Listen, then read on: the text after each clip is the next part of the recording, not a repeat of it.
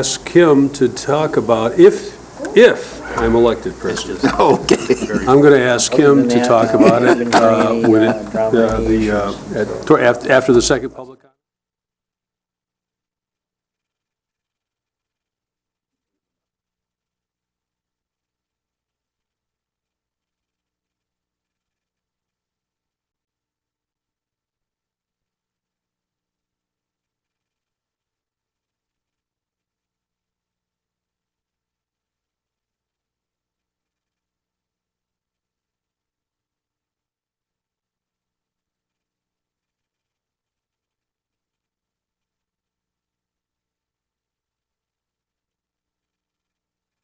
We got 30 seconds.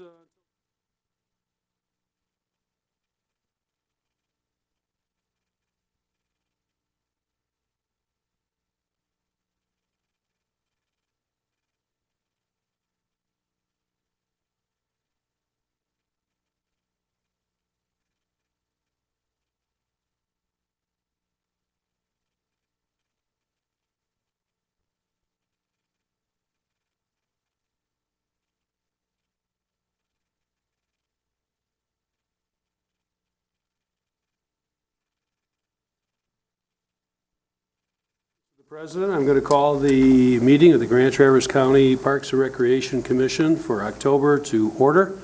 Could we please stand for the Pledge of Allegiance? I pledge allegiance to the flag of the United States of America and to the republic for which it stands, one nation, under God, indivisible, with liberty and justice for all. Have the roll call, please, and then I'll turn it over to Jason. Bob Karstens. Here. Peter Doran. Here. Bill Dorier. Here. Harry Leipset. Here. Rebecca Cass. Here. Chris Maxbauer. Here. Kevin McCallier. Here. Dave Taylor. Here. Jason. Commissioners, with the resignation of Al Larson as our president of the Parks and Recreation Commission, according to bylaw 7.3, we have to open the floor for nominations for president at this time. I'd like to open the floor as the director for nominations for president of the Parks and Recreation Commission. I move to open the floor to nominations for president. I nominate Peter Doran as president. I support. Are there any other nominations for president? All in favor of W. Pete Doran being the president of the Parks and Recreation? Chair, I move to close the floor to nominations for president. Thank you. All in favor of Pete Doran, W. Pete Doran being the Parks and Recreation Commission president, signify by saying aye. Aye. All opposed, same. Motion carries. Thanks, everybody. I appreciate it. Appreciate the support. I'll try to live up to the trust you've given to me. I'll try to run efficient meetings, adequate time for deliberations, but efficient, and try to get the business done that's before us. With that, I'd like to open up the nominations for vice president. Christine? Mr. Chair, I would nominate Kevin McCallier for vice president. All right. Kevin. Support that. Kevin is nominated. Any other nominations for vice president? I'd like to nominate Bob Karstens. I don't think that needs a support, but is there a support for that? I'll support that. All right. Okay, we will. Is there any other nominations for vice president? Seeing none, I'll close the floor for nominations, and we'll vote in the order that are nominated. It's a roll call vote. Once somebody receives a majority, what do we got, 8 people here? So once somebody gets 5 votes, they're elected. So all those in favor of Kevin McCallier being vice president, and I will remind you, this is a big deal. This is 2 months until until we do this again in January.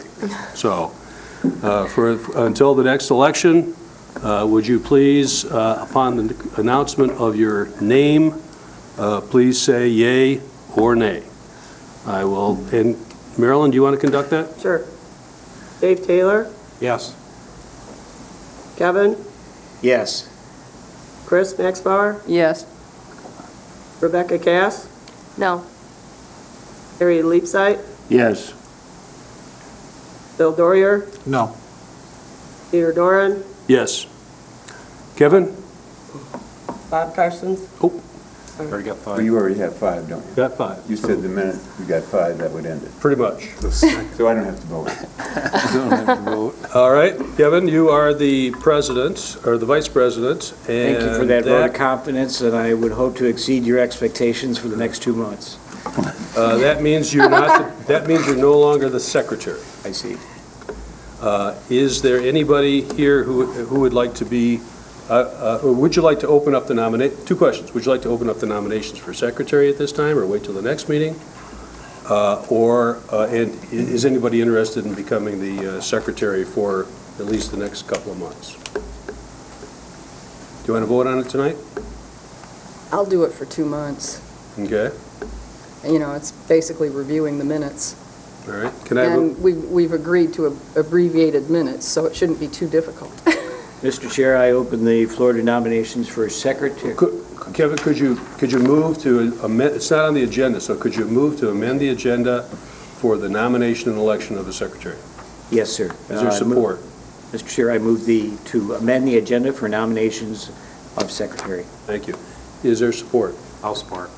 It's moved and supported. Any discussion? Yeah, I have some discussion. Bill? I'm not positive of this, but it was my understanding that a recent action by the Board of Commissioners, I don't even know if it was an official action, but I believe that elected officials are not supposed to be officers of appointed commissions. I guess I'll refer to Christine. Christine, do you know anything about that? No. Jason, you know anything about that? I don't. Okay. I've never heard of that. Okay, then I'm incorrect. It was just a question. Okay. There's nothing in, I know Let of us- in Robert's rules that says anything about Yeah. that. Commissioner Doyer, if check you'd it. like to do it for 2 months, I'd be happy to No. pass the torch. No, I really wasn't thinking about the 2 months. Check. If we could, let's proceed and check it out, and so in January, we'll know whether there's Okay. some kind of a restriction or not. All right. Okay, it's been moved and seconded. Is there any further discussion on the motion to amend the agenda to add this? None? All in favor, say aye. Aye. Opposed? Carries. Okay, it's on the agenda. I'll open up the floor for nominations for secretary. Do I have any nominations? Mr. Chair, I nominate Christine Maxbauer as secretary. Okay, Support that and nomination. that is supported. Any other nominations for secretary? If not, I will close nominations. And all in favor of Christine being the secretary, please say aye when your name is called. Marilyn? Bill Dorrier, No. Bob Karstens, Yes. Chris Maxbauer, Yes. Dave Taylor, Yes. Harry Leapsight, Yay. Kevin McKelliey, Yes. Peter Doran, Yes. Rebecca Cass. Yes. Christine, next 2 months, you're in charge of the secretarial duties. Moving on in the agenda then, we'll go to our first public comments. Sarah's the only person here, and she's got a spot on the agenda later, so I assume that there's no public comment. Any additions to the agenda that we'd like to make at this point? If none, we'll go on to special orders of business, and Sarah Naparella is here to discuss the Maple Bay planning process. Sarah, could you introduce yourself and...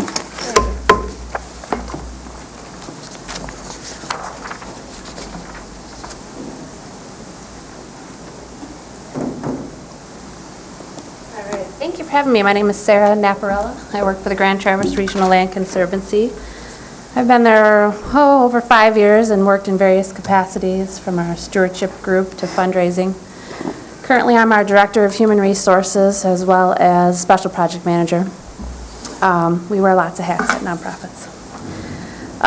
That Special Project Manager brings me to a special place, which is Maple Bay, that I have a map here to illustrate, at least to give you an idea of have everybody been to the Maple Bay Park? Wonderful, because it's one of my favorite places. This is actually, I think, a microcosm of our mission. It has natural lands, agriculture, community component, scenic vistas.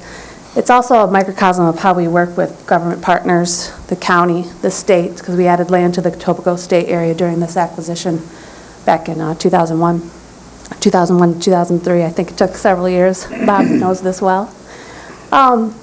So this is one of my favorite places that I love to take my children, actually, and to teach them about outdoor education, as well as just enjoy all the features that it has. So it's close to town.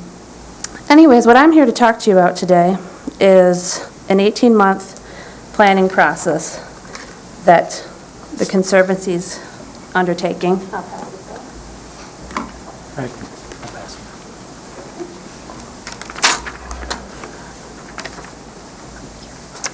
And just give you an update of where we're at in this process.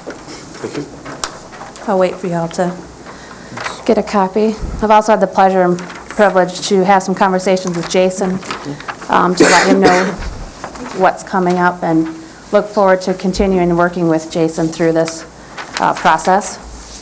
And this is just a high-level overview. Right now, you'll see what we're doing is we're in the immediate needs and data gathering section of this planning process. We need to do some stabilization of the house that we own, which is on that 11 acres there. There's a farmhouse there. And we're looking at doing a small fundraising component to raise some money. The roof is in disrepair.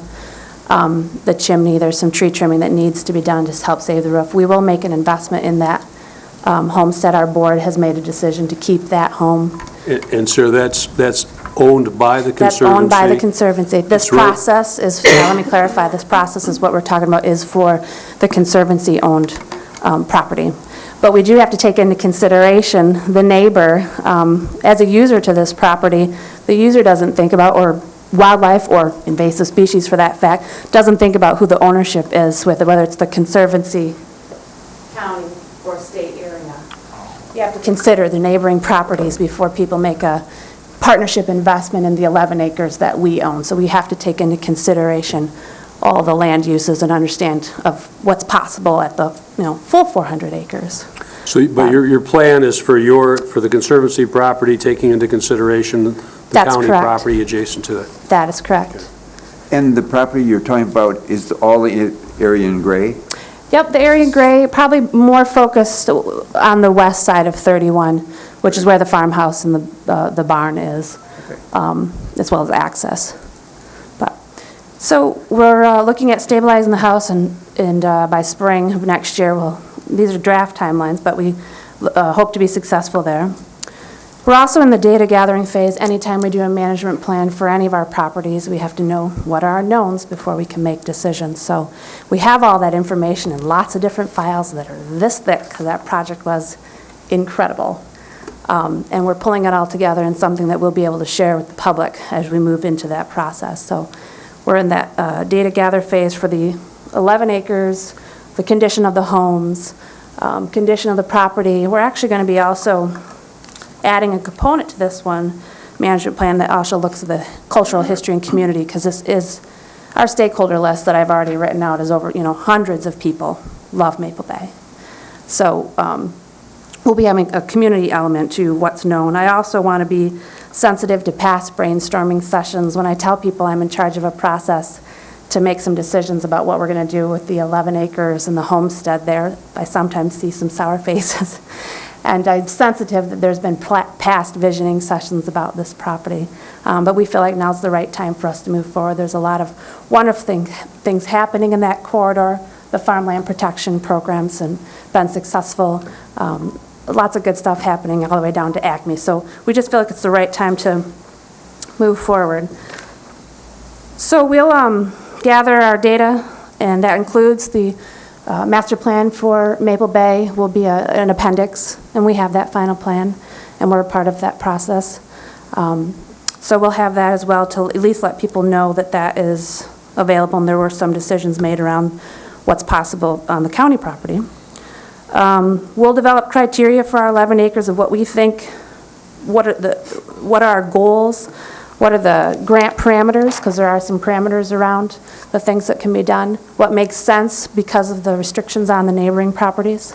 So basically, when we move into that RFQ process and when we invite business concepts, it'll narrow what's possible. We'll be plugged in, we're already plugged into lots of different networks that makes sense as far as what's possible for inviting an RFQ or for a business concept. We see this as conversations with folks. This could be completely 100% internal-led. It could be multiple partners. It could be staff and partners. At least, we're not sure what that looks like. I'm not attached to any particular outcome. We're going to work through the process, but I'm confident we'll get to something that makes sense, that meets our goals for this project. So then we will review those concepts and make a decision. We envision this maybe in an ad hoc committee. I presented this information to our board, so they're fully aware of what's going on and are supportive. And then we hope to, by spring of 2013, have a work plan, budget, and start implementing. So this process is about getting to action. And I think people would love to see that happen with Maple Bay after 10 years, at least for the component that we have. And we possibly, through this outcome, might have something to come back to your group and say, we've got some interest in doing X, Y, and Z that meets your master plan, where a decision from this governing body could be made with potential funding ideas, which is always nice. So we really look forward to working with Jason and keeping him updated. We'll come back periodically to let you know where we're at in this process, and look forward to talking to all of our key stakeholders in this and having something to showcase our mission and a great asset for this community. That's really the gist of it, and I do plan to stay for the duration of your meeting. We'd be happy to talk with anybody one-on-one as well. But any questions? Or Sounds great. Is this a departure from the normal conservancy role? Are you being more active with this property and developing plans as opposed to monitoring the easements, the conservation easements? We own 32 nature preserves, and they range from active management to passive management. So we do management plans for many of our, well, actually we do management plans for all of our properties, but some of them have more active management than others. We've always intended to have a little more active management by fixing up the house and doing something specific there. But it's just been a matter of timing as far as everything we've had on our work plates at that time. So it's nothing different than we normally would do. Thanks. Bill, then Bob. Thank you. Very good presentation. I learned a lot. I really like Maple Bay. I've been out there a number of times. But I learned something specific here tonight, and that's that there are two houses in question. I just assumed that the house that she's talking about, that's in the entrance to the west side, wasn't part of the property. I don't know why I had that assumption. So there are two houses right across the road from each other. Right, basically. one's on county property and Okay. one is on the conservancy property. Yeah. So we have a house and a barn to maintain. You have a barn, and then there's a barn over on the Correct. county one, too. That's correct. Yeah. Correct. Thank you. There is no intention for the foreseeable future for you to sell your property? No, Okay, that's, good. our board has made a decision that we are keeping that and that we are keeping the house. Becca? And we're going to put a sorry. recycled roof on it, so that'll show the community that we're serious. Jason? I just wanted to kind of add a few items Yeah. to what Sarah had to say. And this is something that we have been working, or that I've been working with Sarah on in particular. And this is kind of an interesting process. I think from our perspective, or from my perspective as a Parks and Recreation Director, I've noticed that the Regional Land Conservancy is shifting more towards managing a lot of these typically passive parklands and finding other ways to manage them in ways that attract more people to these properties that they've helped preserve, and that's very much the case with this project. This is kind of an interesting position that we're in, as far as owning the 400 acres of Maple Bay with the 11 acres directly adjacent that are owned by the Conservancy. There are two houses out there. The house that the Land Conservancy owns it's not in good shape, but it's in substantially better shape than the house that we own on the west side of the road. And this is actually a really nice process for us to be a part of because the user does not differentiate between the properties. This is a great opportunity for us to have some planning done for a large park that we have, utilizing the professionals at the Grand Traverse Regional Land Conservancy. They were a partner in helping to write the grants and find the funding to purchase this property. So it makes sense that we move forward with them, and I will move forward working with the Land Conservancy to figure out what the best use is for not only their piece of property, but how that's going to impact the property, our property that's adjacent to it. You know, there's a likelihood in the event of someone like Bob Carr that came to us and said, hey, I want to do this agricultural history project. There really wasn't a strong planning process for us to go through, and I think this is the type of planning process that we want to see happen at the park. This is the type of planning process that the Regional Land Conservancy wants to see at the park to ensure that the proper uses of that facility, both our property as well as theirs, are maintained for the future and to promote further visitors to come visit these two properties. So depending on their work plan, and I'll be working with them through this process, depending on what they find for the plan, the management plan or the action plan moving forward with this project, it certainly can have some major impact to our 400 acres and how we continue to maintain. This falls in line with what we've been talking about in the strategic plan and creating strategic plan, business plans, et cetera. That certainly may be a part of that action plan process that is the end result of this planning overview. So this is an exciting project for us to be a part of. Thanks, Jason. Kevin? Thanks, Mr. Chair. I also echo Jason's applause to Sarah and your team being on board here. That's very much appreciated. I know the caliber of the professionals of your team, and I'm really excited and confident about that. So looking ahead, and you did, relative to the funding that you did mention, do you see our DNR master plan helping with funding and granting mechanisms, and what way can we proactively work ahead with that master plan to assist for this funding of Maple Bay wish list? The county master plan? The Or the- Parks and Recreation the park- DNRE master plan for granting mechanisms. You know, I think the best way is for us to work through our process and keep you updated, and as part of the data gathering, we'll bring all of that together and have that available to us.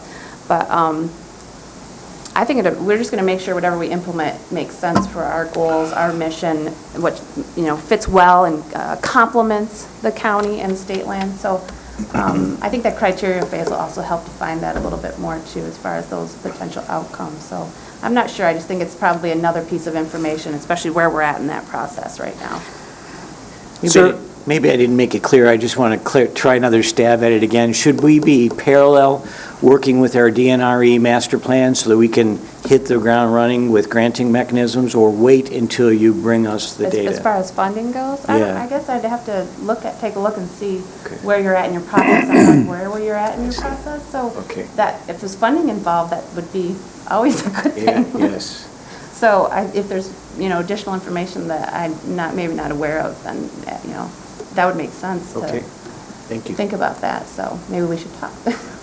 Sir, you talked about the planning process, including your neighbors, and I confess I can't read a lot of that on the chart. Okay. Could you start perhaps with the Conservancy property and go counterclockwise and tell us what all is out there? That's quite an amalgamation of owned property rights in that area. So there's the state, this is the state, Tobago state game areas here. In green, right? In the green, yep. And then we have, this is all of the county property here. You have Maple Bay Park, that was the trust fund project part. This is the Conservancy owned property right here. And further southeast, Well, this is the subdivision. southeast towards the Yellow. lower right-hand. The yellow. The Tobago, oh, these are easements, I'm sorry. These are farm easements, farmland easements. Okay. And I think there's probably some, this is an older map, there might be some more that have been filled in as far as protected land. What does the yellow signify? Those are privately owned, let's see, Tobago farm easements. They'd be privately owned property that are they've sold their development rights, so they won't be turned into subdivisions. So there's a huge farmland PDR program in Acme that the Acme Township passed. And they've been undergoing purchasing of development rights of farmland in the community up along 31 corridor. So they're privately held lands, but they're protected from development.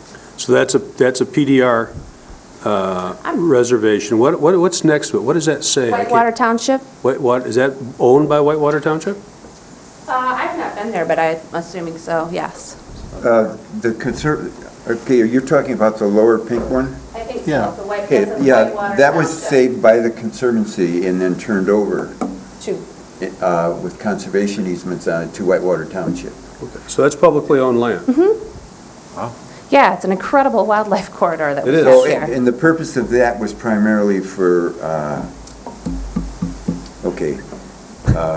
Before my time. Savannah, meadow-type birds, like meadowlarks and things of that nature. Eastern rather- meadowlarks, Yeah.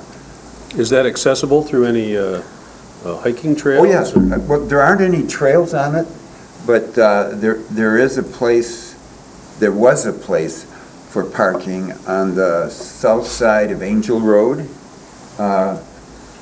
So, right, yes. And then you would walk from there through the hillside, kind of, that overlooks the creek, Tobico Creek, and the marsh, Tobico Marsh. And you can walk quite an extensive way southeasterly from where you park there. But I did avian surveys and grassland birds, I guess you call them. And that particular segment was saved primarily for that purpose, as habitat for grassland species. And so you have a lot of savanna warblers savanna sparrows, excuse me, and bobolinks and meadowlarks and things of that nature. And there's also some public access up in the Tobago State Game area as well.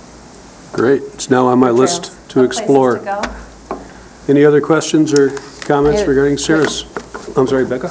Another thing that I'm sure Sarah's aware of, and great presentation, by the way, but our favorite thing to do is right along the shoreline, you can anchor out there, and it's maybe 6 inches of beautiful sandbar. I mean, it beats any Caribbean island, in my opinion. But really quick on that, the house stabilization, have you in the past done any type of like, events, or are you thinking in the future? I mean, that home is a beautiful, beautiful home. What, is it, you know, I mean, it's a large homestead.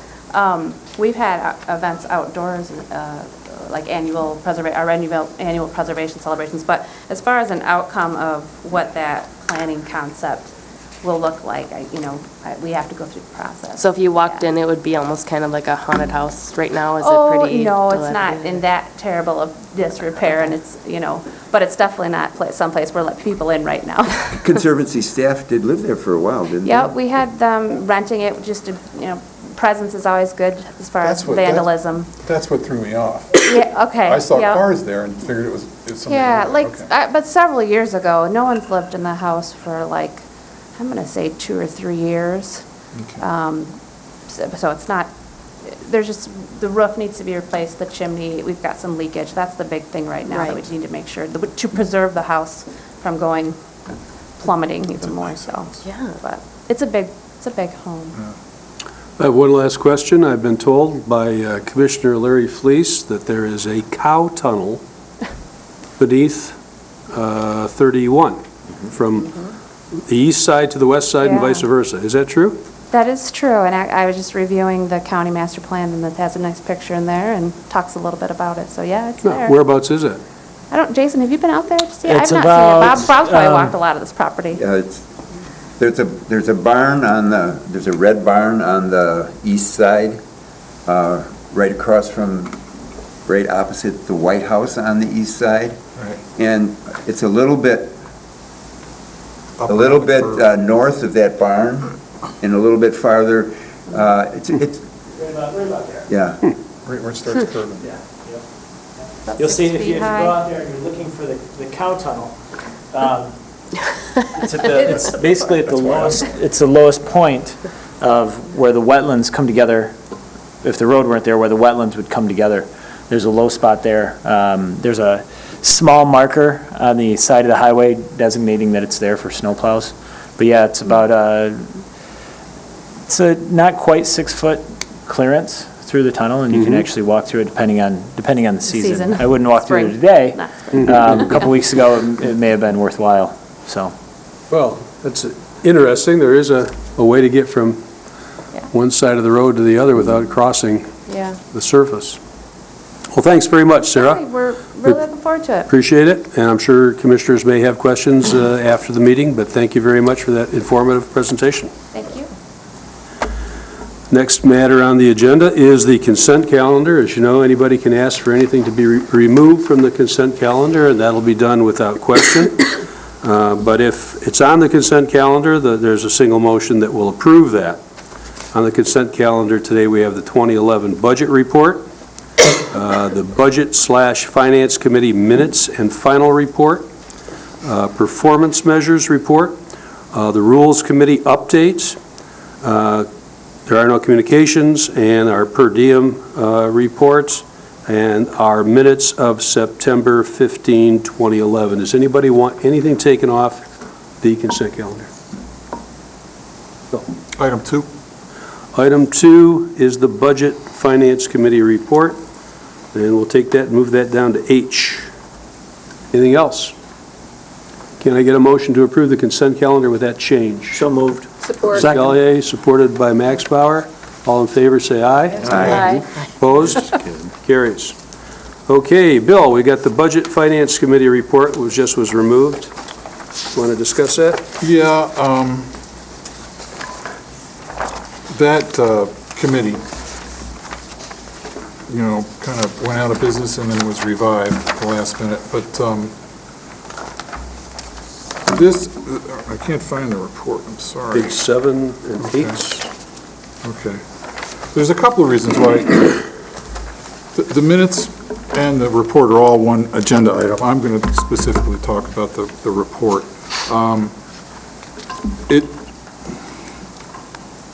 There's a couple of reasons why I'm not going to be in favor of approving it. Number one, I don't believe it's reflective of the deliberations of that committee. And number two is, it was never presented to the committee for comment or approval. It just kind of showed up at our special meeting that was held September 1st. I would suggest, rather than belabor this, that I don't believe a final report is absolutely necessary.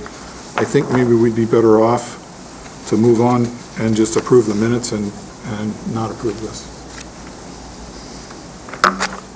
Other discussion? Mr. Chair, I would just offer that at the top of that page 8 report, I did put in there pursuant to our bylaws, Rule 13, it says that you must report out. And so this is an attempt to fulfill our bylaws rule to report out of committee. So I take it you would not be in favor of separately, or separating that from the minutes? I have no problem separating them. I just believe pursuant to the bylaws that there should be a report and it should be filed. Well, either they're a part of the minutes, or I guess they're not, because that's all we're doing here is reviewing the minutes. We're not reviewing the actual substantive decisions of that committee. So Bill has asked, I think, without making a motion, but he's asked that be taken out of the minutes. Is that right, Bill? That's one way to handle it, yeah. I was hoping that we could do this without reliving what we lived through with the Budget Committee. If this body feels that we have to have a report, then I'd suggest that we get back to that committee and come up with some adequate minutes that reflect the deliberations. Any other discussion? Mr. Chair, I'm a little confused whether or not this is not bound with the minutes, where this is a receive and file. The minutes had already been approved, and they should be received and filed. This report was already submitted, and it needs to be received and filed. That's the way I see it, but I'm open to other opinions. Is that a motion? To receive and file. I move to receive and file these two items, please. Is there support? I'll support. Max Bauer? So the motion is to receive and file these minutes together with the report.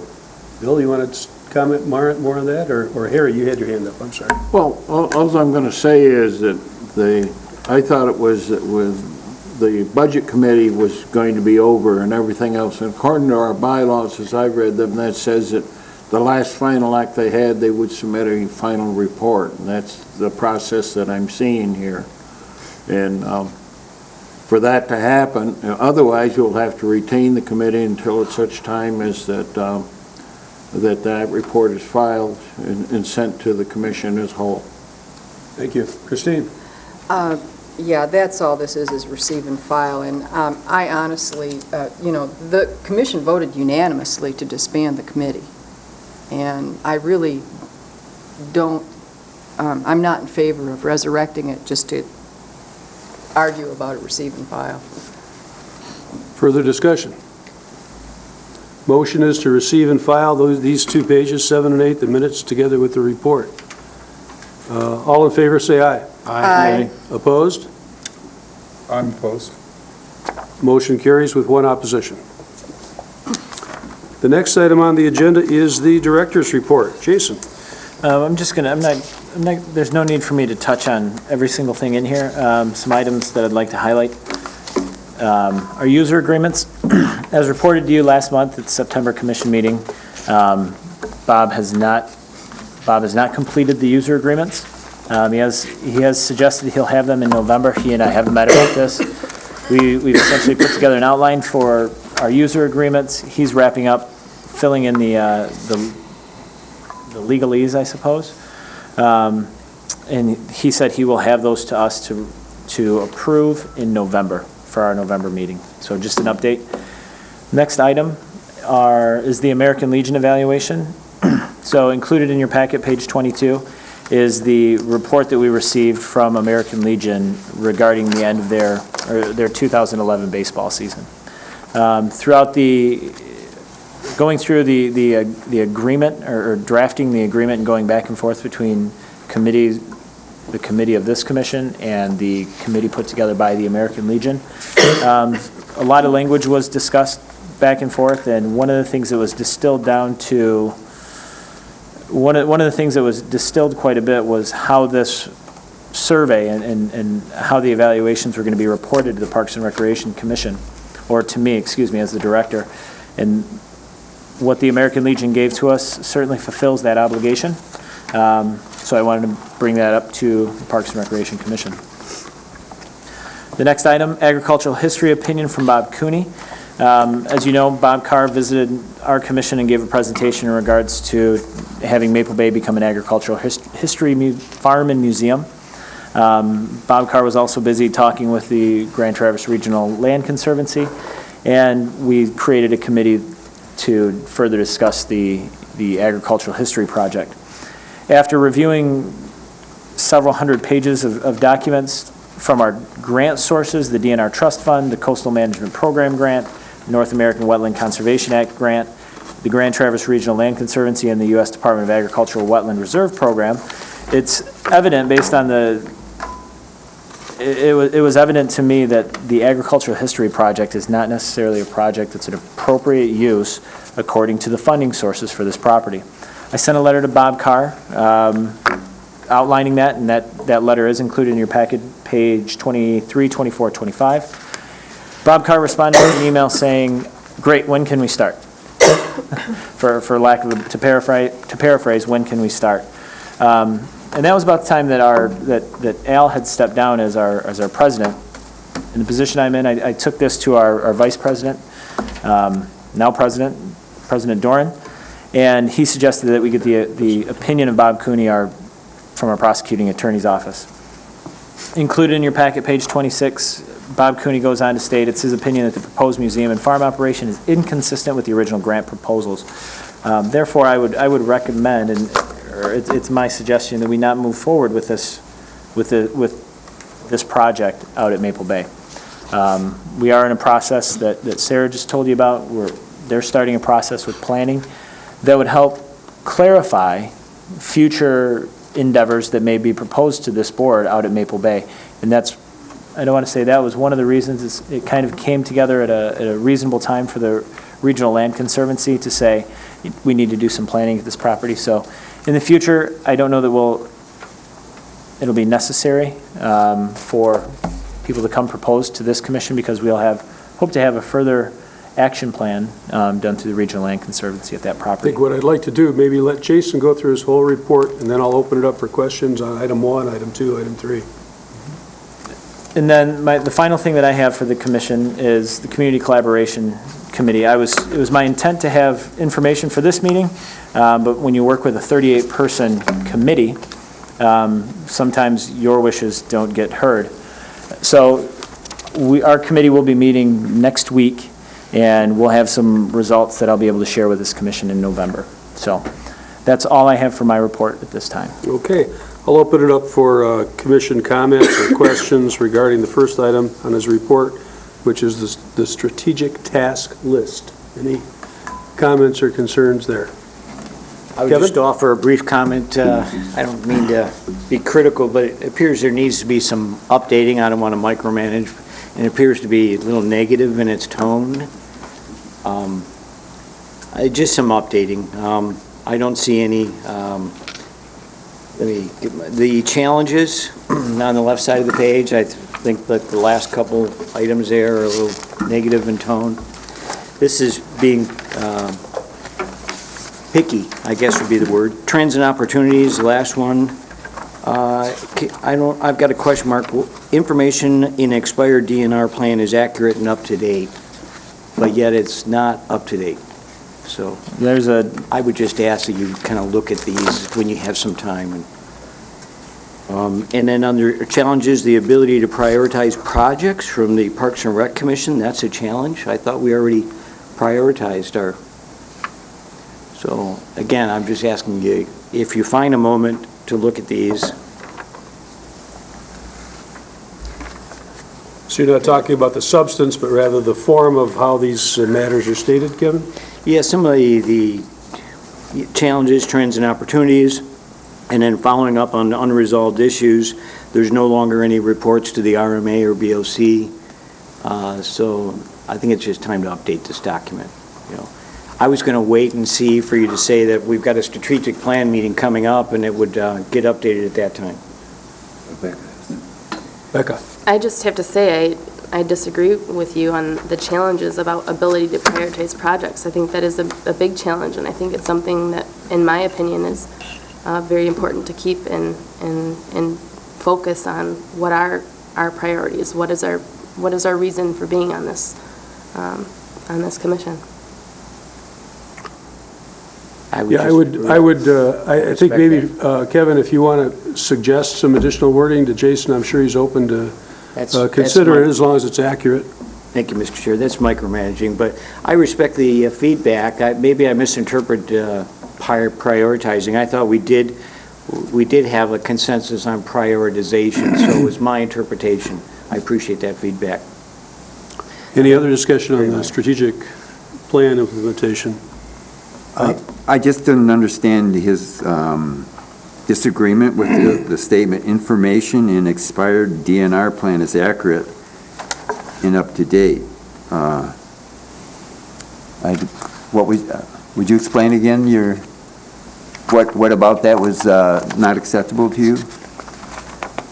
The fact that it is confusing, I question whether or not it is up to date and expiring. Some of those. Well, it should have been renewed, the whole document, some time ago, and it hasn't been. That's right. But that doesn't invalidate the information inside of it. But the whole document itself hasn't formally been reapproved. That doesn't mean most of the information in there isn't accurate. I didn't indicate that, just indicating up to date. Thank you, Mr. Chair. I think what I took from that is that if it's expired, how can it be up to date? And if it's up to date, how can it be expired? Just seems to be a little. Well, you have to go through a process every 5 years, I believe. And that process hasn't been gone through, but that doesn't invalidate a lot of the information or most of the information inside that. Okay. Well, Jason's got everybody's comments, and he can take a look at that and see if he would like to make any changes in that document.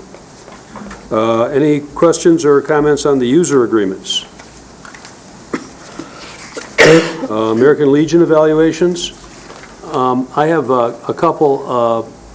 We certainly, this is a very brief report, but it does satisfy what's needed, and we didn't want to burden the American Legion with a lot of, in their first year back, or their first go at this in a new way, with a lot of requirements for surveys, et cetera, et cetera. I think it's a very positive thing. It doesn't say who authored it, though. It has all these are these some kind of Yeah. symbols or something here that I don't understand? Or what? Very strange. Skull and crossbones is one of them. Yeah, I mean, is that some kind of American Legion emblem or something? Or why is it not from some committee or some person or something? I don't know why, frankly, that's there. They emailed this to me.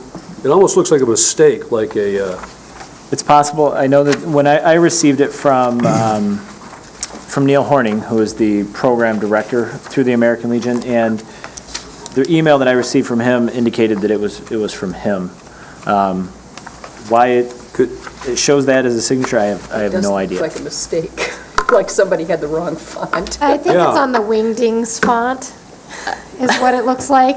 Yeah. There's a Yeah. font called Wingdings, I and it think does you're right. symbols and stuff. Well, it kind of But looks wingy-dingy. the name that Jason just said matches the right amount of letters that would be there. Oh. So, well, maybe we could ask him to Could just take a be look a at it and see if he could put it in a, Times Roman. Roman, yeah, font or something. Not to disagree, I would suggest that maybe we would want to just accept this. I think it's great that they communicated with us at the end of the season. And maybe next year work to encourage them to show us a little bit more about the survey of their participants. We have a responsibility as a commission to make sure that anybody that's using our facilities is doing so in a way that fits our goals and objectives. And that's really all we're asking for, is just some demonstration that the participants enjoyed their experience and that it was a positive thing. Exactly. So maybe next year we can just build on this a little bit more and try to get just a little bit more information out of Well, them. my hope is that in a more standardized user agreement, we're going to have some other Okay. reporting criteria that'll apply to everybody, not just the Legion, but T-Bays and everybody else. Becca? Does anyone know, I was just thinking of this in the report, if it was a profitable year, if it was a good year for them, does anyone? Do we know that, Jason?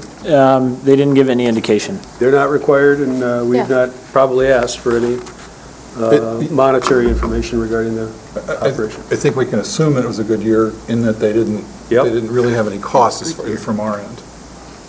But yeah, that would, We know the kids had all new equipment, so Yeah. I'm personally happy about that. and we waived our fees. They were half of, Well, they're that's- half of actual costs. I'm sorry, you're right, yeah. Done with the Legion. Ag History Committee and opinion. Kevin? Mr. Carr's got a lot of passion for this project. Is it really dead in the water, or could it be considered a good fit for the Meyer property?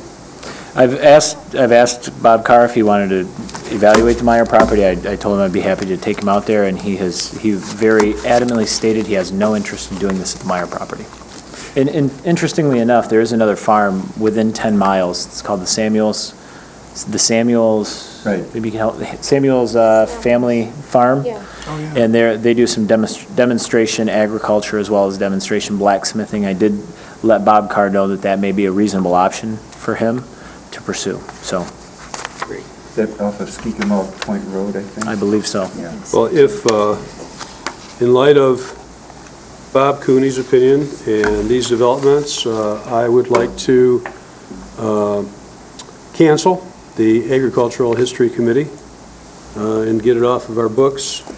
We can always resurrect it if it comes time to it, but if anybody's got any objection, unless anybody's got any objection to that, I'd like the minutes to reflect that the Agricultural History Committee is disbanded and its work is concluded. Christine? The only reason I raised my hand was to suggest that we do disband the committee. Okay. But, and this is just a Robert's Rules question, do we have to meet one more time just to approve the minutes? And write the report. Proof of- Not if you're disbanded. Not if the purposes of the committee become impossible. Oh, all right. You would know. I just made that up, but it sounds good. It sounded good when I said it. so. Works for us. Unless somebody, I made that up.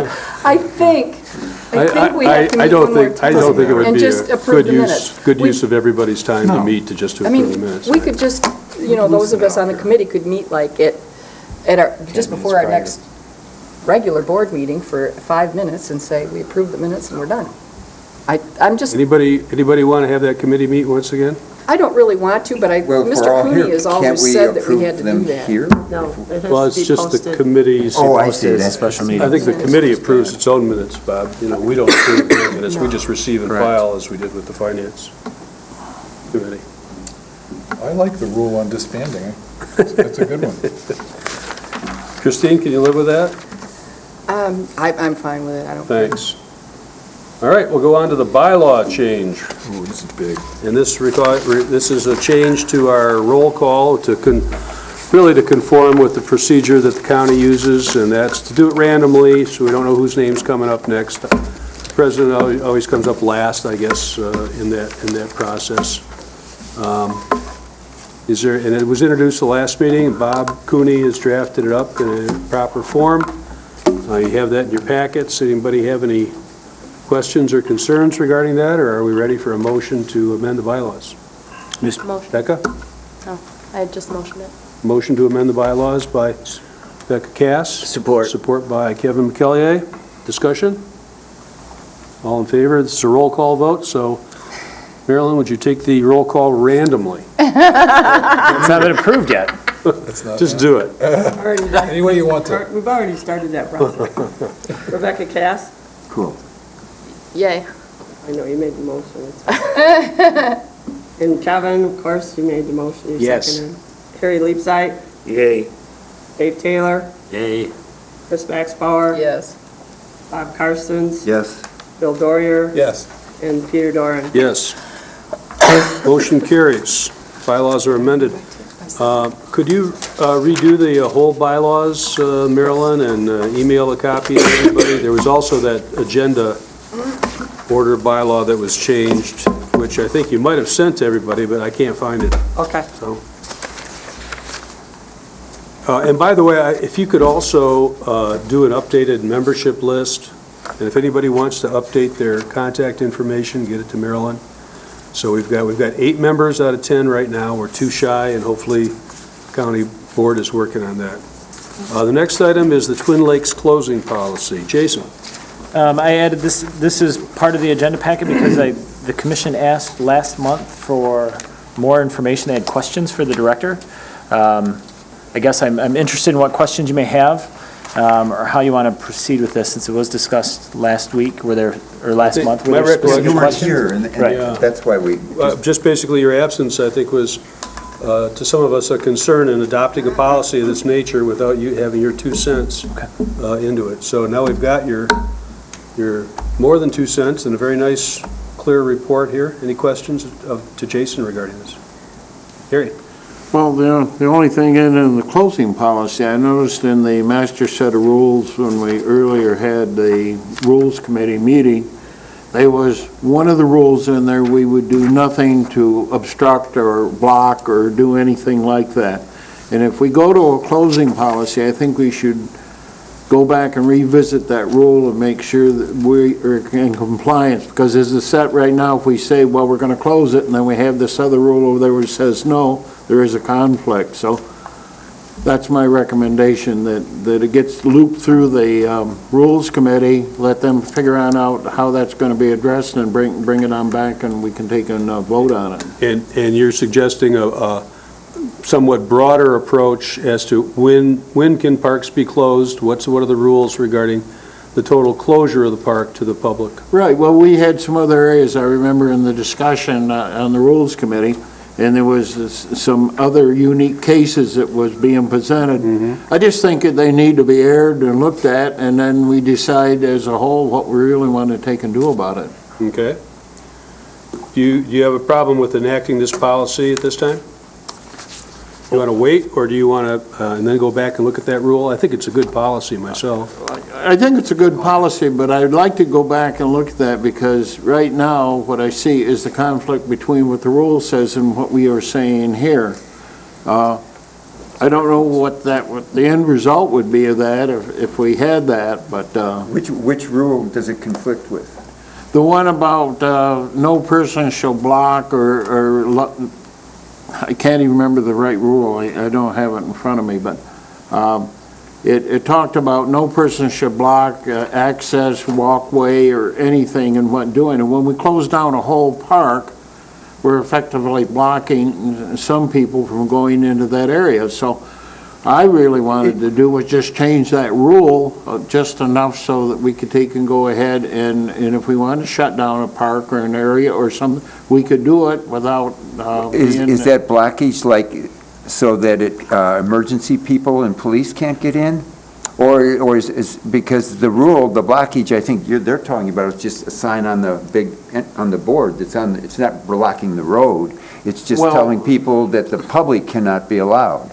Here's the problem, as I've seen it so far, is that, okay, we have a park, we have an area, we shut the whole park, the area down and open it up maybe to some special group.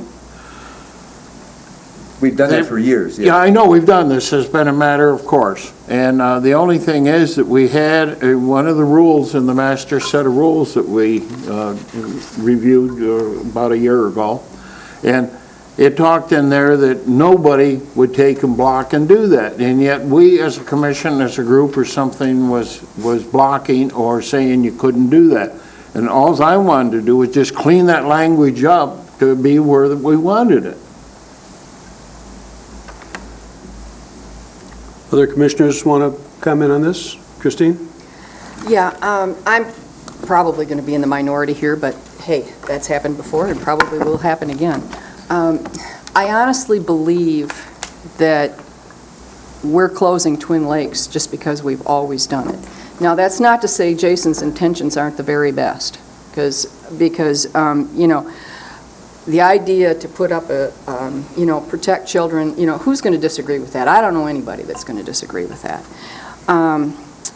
But I was out there once when it was closed, and there's a yellow sawhorse that says, closed to the public, put in the road.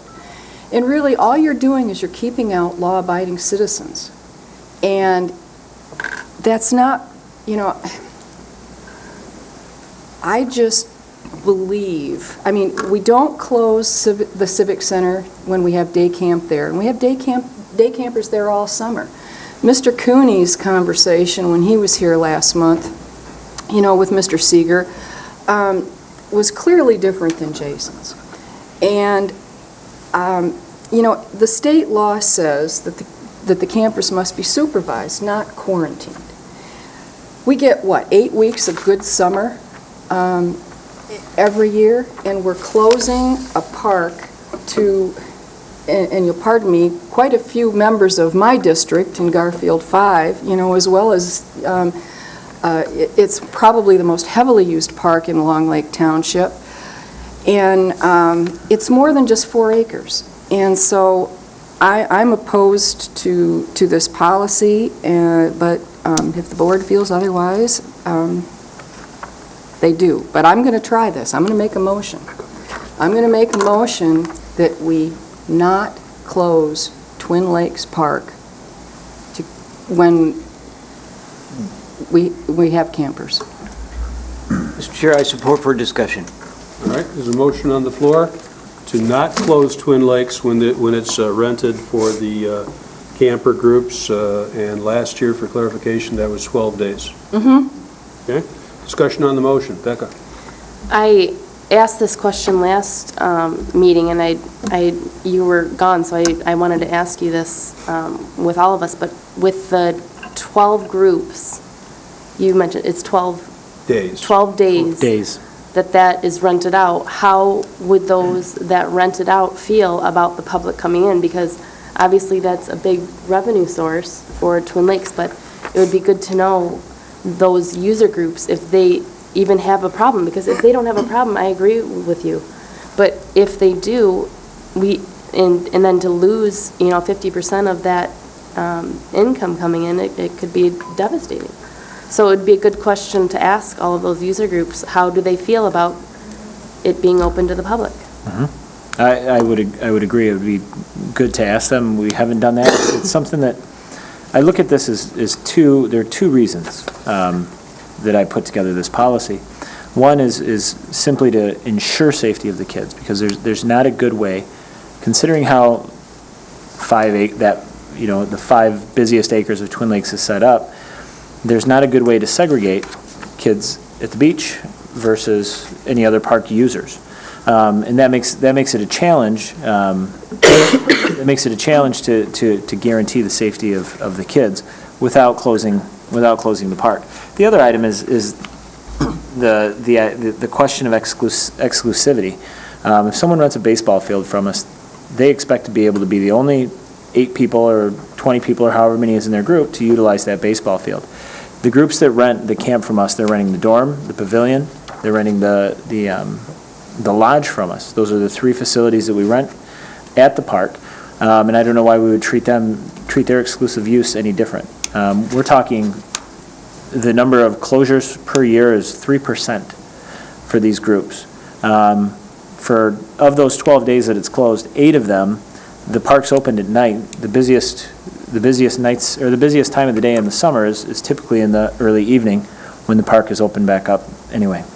So I guess I don't know how it would impact the groups. I know that all 3 of the groups are religious-based groups. I'm not sure if they would be likely to cancel, but I do know that security in the past, they've wanted to ensure security for their kids when they've offered the camps. Kevin? Great, thank you, Mr. Chair. It was already mentioned, I believe the director's intentions are great to segregate these uses. I also believe the director can do better in creating a compromise.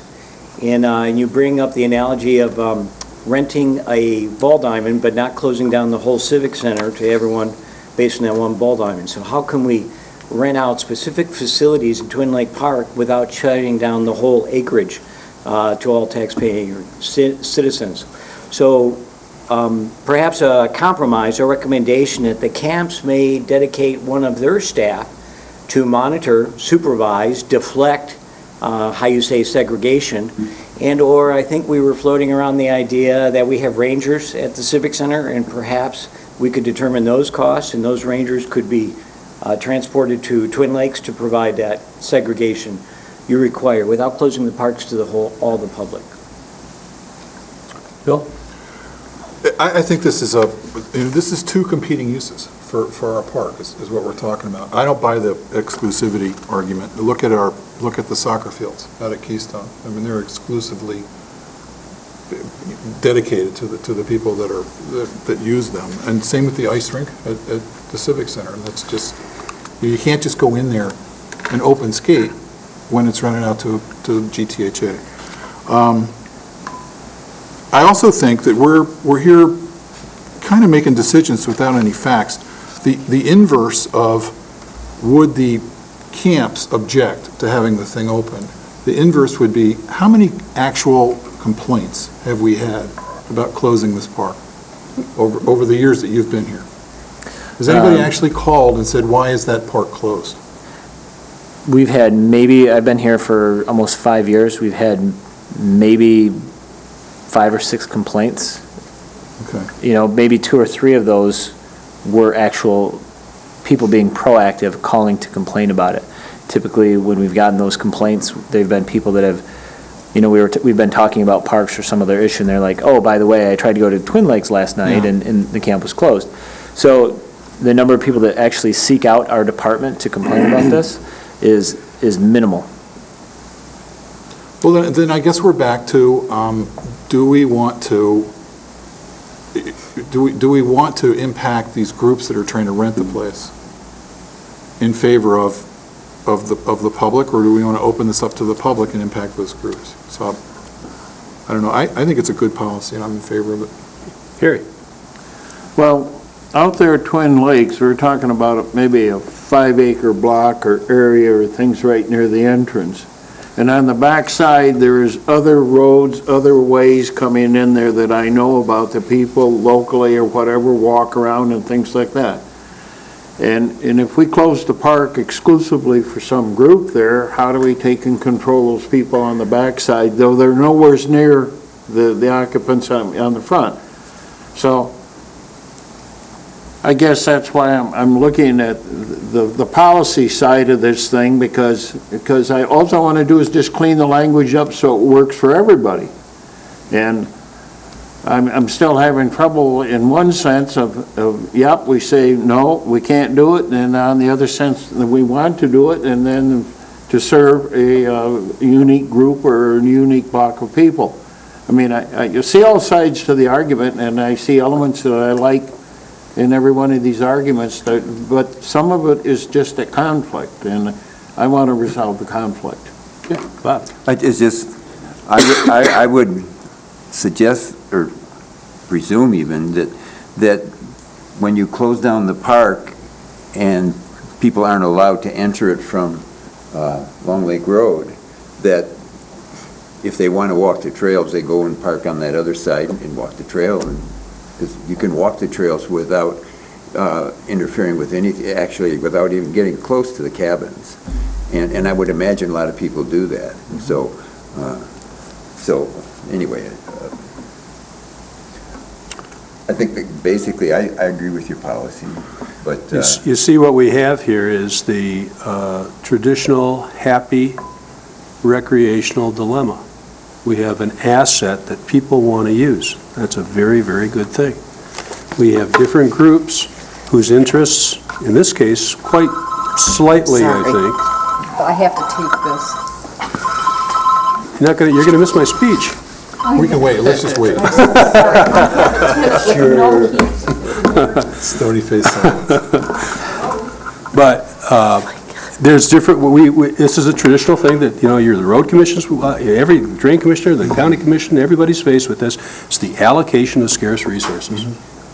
But the answer to this dilemma is we need more. I suspect that the general public's use of Twin Bay in the summer months is focused around the water. It's focused around the beach. They're not there, to have a barbecue unless it's something in relation to swimming. So we need more beaches. We need more inland lake beaches where people, the general public, can go. In the meantime, our task is to try to balance interests. And I'm in favor of this policy. It balances the interests. The motion presents no alternative. The motion has put forth a task, keep it open, that the director has said might be impossible. It might, at least extremely difficult. So I'm not in favor of the motion. I'm in favor of the policy. Maybe a bright light will come on in somebody's mind as to how to solve this dilemma. But right now, I think it's our job to balance things, and I think the policy balances it. It's 12 days a year. I mean, if it becomes out of the summer, if it becomes 30 days a year, then we got to relook at it and see how we can best balance it. Have we beat this to death? Are we ready for the motion on the floor is to not close Twin Bay to the public when renting to children's groups? Because we don't close it when we rent it to adult groups, right? Correct. Okay. All right, all in favor of that, not closing, and not in favor of Jason's policy, you say aye. Aye. All opposed, say nay. Nay. I say the motion fails. Is there another motion to approve the policy? I'll make that motion. Bill, is there support? I'll second. Bob? Any discussion regarding that? All in favor of supporting the policy to close it when we're renting to children's groups, close it to the public, say aye. Aye. All opposed, say nay. Nay. All right, that motion carries. Okay, can we go on to, we're having no new business, we go on to the second public comment. Having no public, we can go on to the notices and commissioner comments. And at this, I hope maybe Bob, if he's got any thoughts on the NER updates, and Kim, if she's got any thoughts on the trunk or treat event that's coming up on Halloween. If you guys could address those. I'll turn it to Kim first. Yeah, trunk or treat it's actually not on Halloween, it's on Friday, October 28th, so a week from tomorrow. I'm still looking to get as many cars as I can in the parking lot. Last year, we had about 500 youth come through our parking lot to trick or treat, and we had about 15 cars. I sent out 250 letters to local community businesses that promoted healthy lifestyles, as well as to businesses that had done events and things with us in the past, such as Bob Evans and Big Boy. I, at this point, only have 11 confirmed cars for the parking lot for next Friday night. I did take the letter and flyers to Culver's on 3 occasions to pass out to all of the classic car shows that come through. And it did get emailed to all of them, and they had an end-of-the-year barbecue in September, and the head of one of the classic car clubs talked about it and showed our flyer. I just haven't had anything come back confirming if any of them are coming. Some of them commented, well, we stick our cars away by that point anyway. And I said, you don't have to bring your classic car, bring any car. If you could spread the word, just trying to get the cars there. We are also going to do, in the meeting room, we're going to open it up for a pumpkin carving contest. So if kids want to bring in their carved pumpkins, we'll have tables for them to display.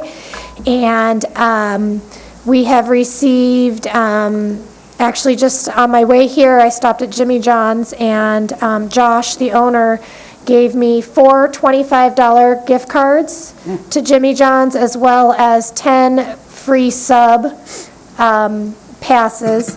So we've got a good chunk of prizes going in there, and Big Boy has said that they will give some prizes as well. I just haven't been by there to pick it up, so I'm not exactly sure what they're giving. And then the evening, we'll kind of wrap up. At 7 o'clock, we'll open the pool to the first Flick and Float of the year. And we're showing the movie Hocus Pocus, which I hadn't seen, so I bought and watched it with my kids, and they loved it. And it's a really cute little fun family movie for Halloween. And that Flick and Float will be free. It'll be one of those free swims that the commission has asked Jason and I to promote. So that'll be the first one of those. Any Sounds fun. questions about? Becca? Is this during the downtown Halloween day, night too? I think theirs starts a little later. We're starting at 5 o'clock. I believe theirs starts at 6. But that's kind of some of the feedback that I'm getting from the businesses, is that they're already participating in the downtown one. And even, a lot of the moms groups and stuff like that, they're like, well, no, we'll just do the downtown one and not this. So, Right. if I don't get enough cars, it'll probably be something that I'll look at just doing the Flick and Float next year, and maybe not the trunk or treat portion of it. So, Thank you. Bob? Any update on the NER? That's the Nature Education Reserve? The last meeting I was at Tuesday evening, and the only thing of significance that we did was some organizations have been asking to do some type of commercial using of canoes and kayaks and what have you from the Nature Education Reserve properties, and there was a decision that wouldn't be allowed. Other than that, there's the bottomlands management is kind of an ongoing thing that takes up a lot of the conversation, but most of the bottomlands aren't actually on the Nature Education Reserve property. So, Does the NER property extend south of Boardman or Cass? I'm not certain of that. The preservation and the establishment of a nature education reserve was actually initiated by the Audubon Club.